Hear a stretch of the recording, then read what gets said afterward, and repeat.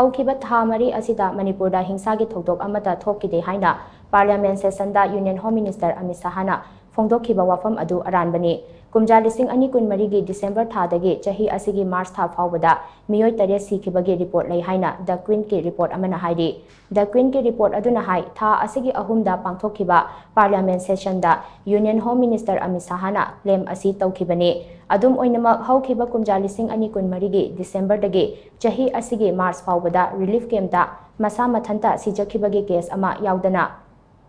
meeoi tare laikhidabagi report lay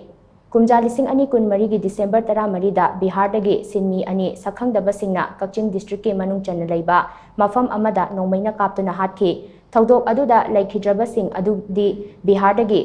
Sunalal Kumar chahi tara nipan amadi Dasarat Kumar chahi tara taret ni chahi asigi February tara humdoida Imphal West district ta CRPF ke personnel amana masagi ke manungda nongmai kapthorakpadagi CRPF ke personnel ani laikhidabani amadi nipana asok apan nangkibani Thoudok aduda nongmai kapthorakhiba personnel adusu laikhidabani chahi asigi March nipanda union lengakna Manipur da free movement yahallagani haina lauthokhiba aduna maram oiraga Kangpokpi district ta Houkhiba ihouda meeoi ama laikhidabani amadi kaya amana asok apan nangkibani numit aduda security gi akanba cheksin thaurang marakta bus ama Kangpokpi fauraga chatnaba hotnabada athingba pibadagi security ga muknarakpadagi Thoudok adu thokhibani Thoudok aduda laikhidraba meeoi adudi